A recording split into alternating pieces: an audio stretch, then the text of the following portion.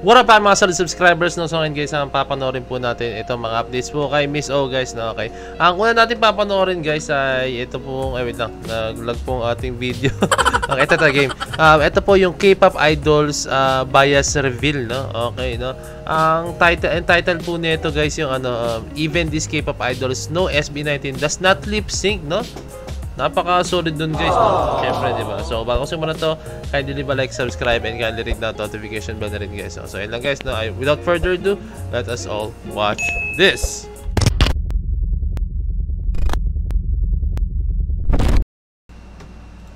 Even these K-pop idols know SB19 does not lip sync.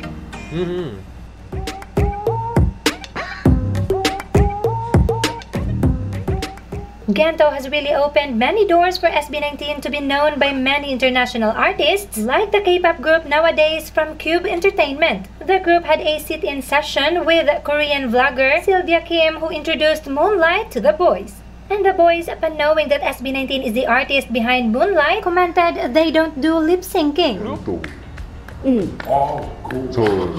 립싱크를 하나도 안 하시네요.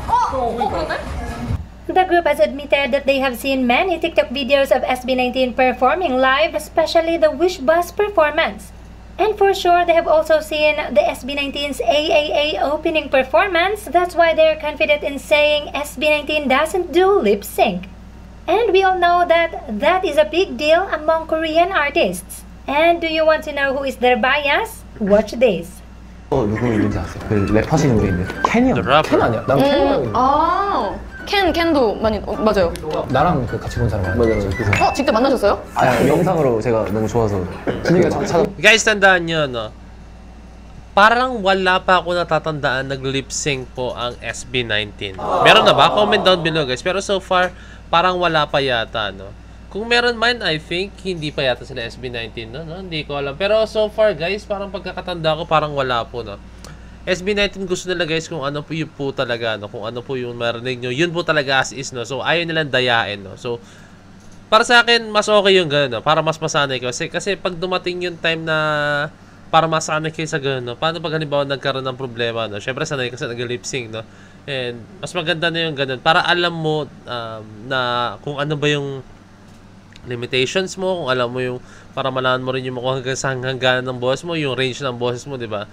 Para sa akin, mas okay yun guys ha. Para sa akin, mas okay yun. Although na, I'm sure, meron pong ibang mga artists, mga singers, mga idols, or kung ano man, no, na nag-lip sync po talaga guys, no. Mostly dyan guys, eto sabihin ko sa inyo ha. Sorry. sorry. Sabihin ko sa inyo, mostly yung mga nagaganto po is yung mga artists na hindi po confident sa boses nila. Usually yan yung mga actress, mga actors, yung hindi talaga kumakanta, no? Like ayaw nila mag-take ng risk, no?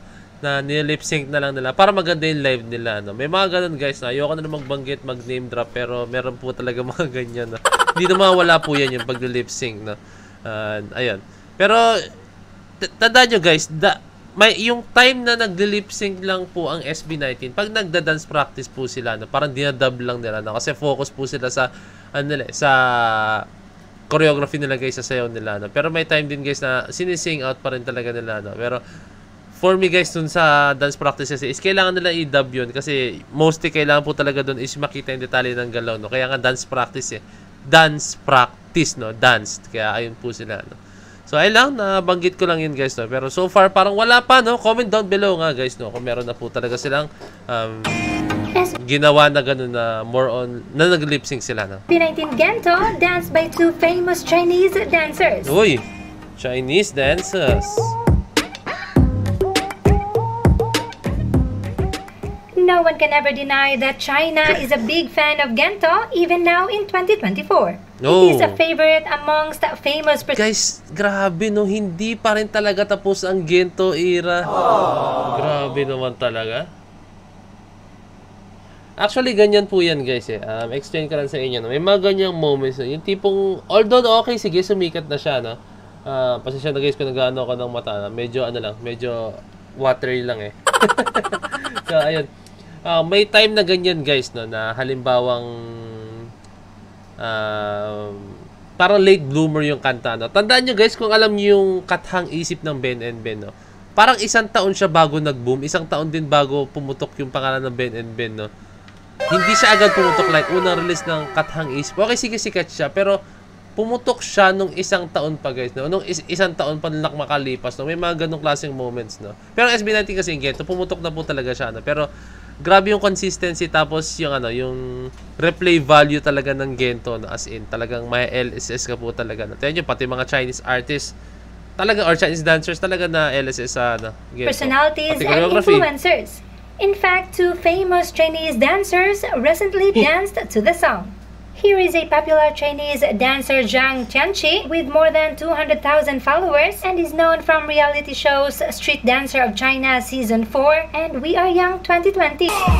Ito masabi guys na ano, na talagang ina-idolize ng isang artist or nirespeto ng isang artist ang artist din, no? Kapwa artist, no? Pag halimbawa mang ganyan, no? In-effortan niya, no? Like sinabi niya, no?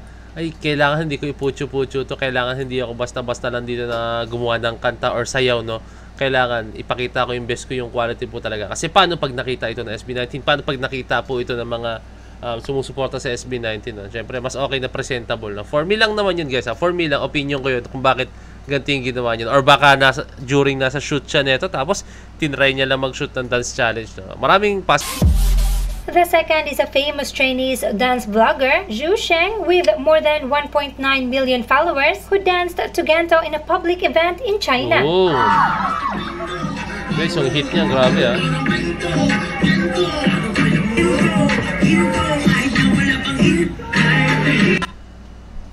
Grabe, no? As in, ay, shoutout pala sa ano, sa Kalakal, ha? Shoutout, a very big shoutout po sa Kalakal, no?